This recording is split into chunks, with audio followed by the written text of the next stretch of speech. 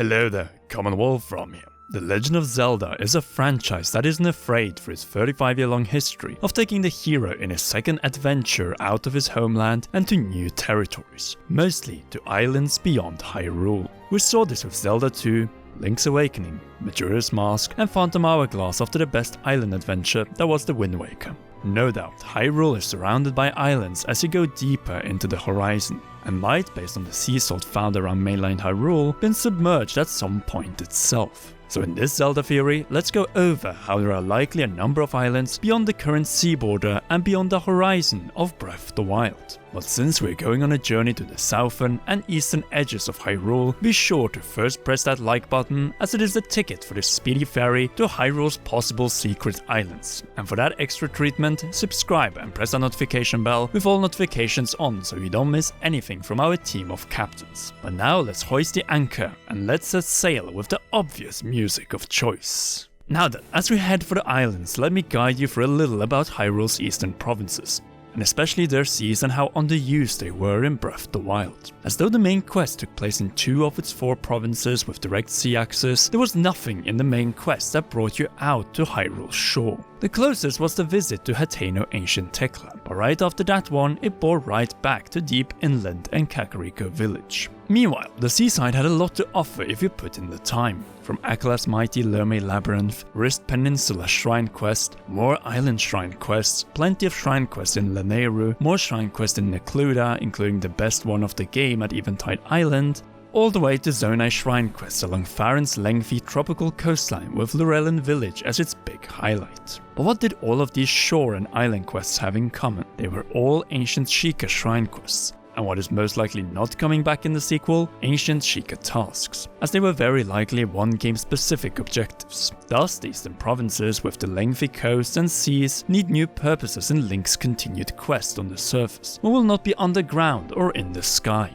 We have already in the past covered the mainland, including a dedicated video on Lurelin Village and on Eventide Island, and it is likely that the Zelda team are not expanding Hyrule's borders with their priority on different layers. At the same time, not adding any new areas to discover or explore on surface level, so the by far easiest is to throw in some islands deep into Hyrule's seas, which we could be able to reach at a later point with better ships, as Hyrule, though a continental land and not an island, has always had islands surrounding its core, since Zelda 1 was followed by Zelda 2 on the NES. Funny, since the entire Zelda 35th anniversary Game & Watch lineup is fully centered on seaside Zelda experiences. Those should not come as a surprise, since the map of Hyrule in Breath of the Wild is based on that of the Kyoto Prefecture, which is obviously a part of the island nation of Japan, which in total consists of 6,852 islands, as Japan has no mainline continental territory in Asia. It also shouldn't come as a surprise then that the ancient focus in Breath of the Wild has been on ancient Japanese, Greek, and Roman influences, which were very sea-centered civilizations, and with most of its major cities being coastal or near-coastal cities like Kyoto, Athens,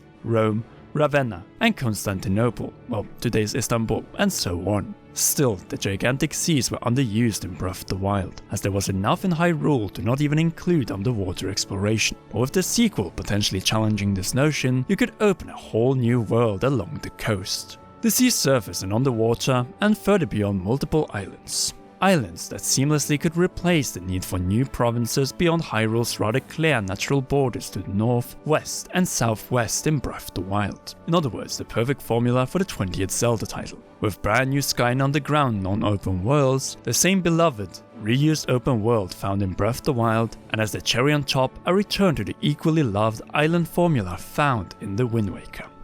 When you think of it, Zelda Breath of the Wild is our world in miniature, but it is missing one type of society, the island society. Yes, we had Lurelin, but it was a mainline harbour town, much like Split is in Croatia since I recently visited it, where life is focused both on the sea and on the rest of the land of Hyrule. What I'm instead talking about are people who live their entire lives on islands, a society which is separated from everyone else by massive bodies of water. And to illustrate this more clearly, think China and Japan, 2 countries that share a very similar alphabet but are very different societies and people, as the sea has always separated them. A clear example of mainland and island difference is how the Mongols, or if you prefer the Calamity of China, brought down a big Chinese imperial dynasty, while Japan managed to contain the hordes to Tsushima Island and away from its other islands thanks to 2 typhoons. Sounds familiar with the Great Calamity destroying all but borderland life, where the Guardians didn't reach 100 years ago, but are still impacted by the loss of the Kingdom of Hyrule and most of all the Hylians. Now imagine if far beyond Eventide there are islands who never felt the effects of the calamity 100 years ago, which have thrived and advanced where Hyrule has more or less stood still. That is the potential of secret islands deep in the Great Sea east of Hyrule, and we have just touched the tip of the iceberg.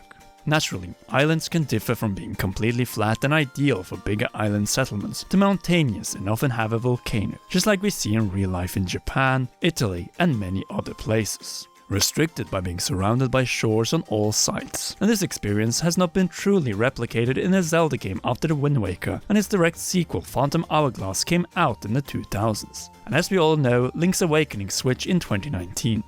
Nintendo remakes usually impact the development of new Zelda titles, just like we saw with Ocarina of Time 3D, Majora's Mask 3D, The Wind Waker HD and Twilight Princess HD impacting the development of Breath of the Wild in multiple ways. Seeing this, who's to say how much the 2019 Link's Awakening remake has impacted the development of Breath of the Wild's sequel?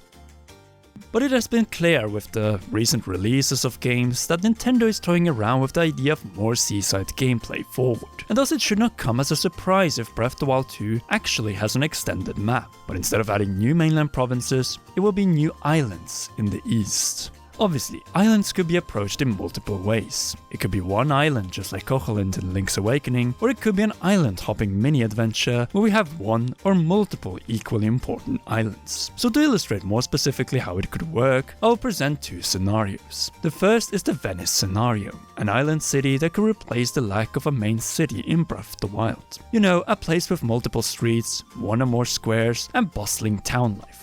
You could even have Petable Doge as a pun on the Doge of Venice. After all, we had them in Super Mario Odyssey, including on the island paradise of Bob Lane, aka the Seaside Kingdom. Now we need a Doge in Zelda next to shirtless Link. Joking aside, a miniature Venice, which could in many ways be like Venice's closest neighboring islands, Murano, or more specifically the smaller but colorful Burano.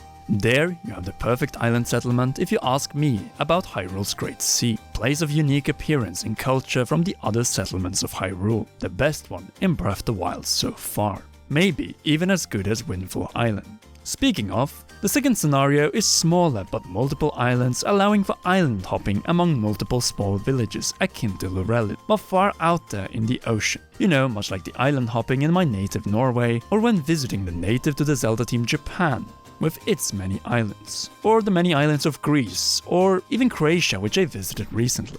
Let me just say, traveling from island to island is so much fun, as discovering a new piece of land and seeing multiple others in the horizon really triggers your will to explore. One of the elements that made Breath of the Wild the perfect exploration game, but which the sequel might lack. Well, here is your solution. Island hopping among smaller islands. And I'm not just talking about the sky, since this doesn't break any canon, as we have had plenty of islands in the Zelda series in the past, including in Breath of the Wild, and what is the very likely main theme of this sequel? Combination. Underground, surface and sky, multiple enemies combined into one, layers of clothing, probably combination of weapons, and so on. Land, air and water. And in this case, islands, not only those in the sky, combine all three of these perfectly, with potentially unique enemies, people, and so much more.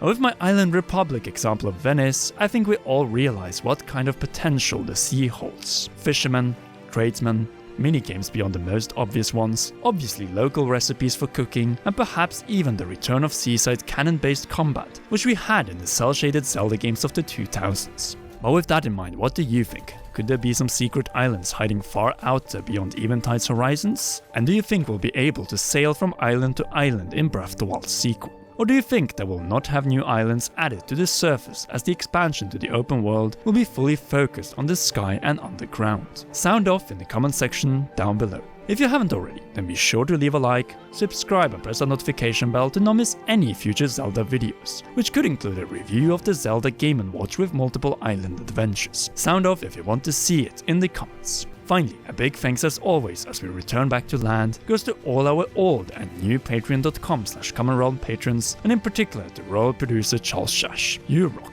and please enjoy one or both of these two awesome videos.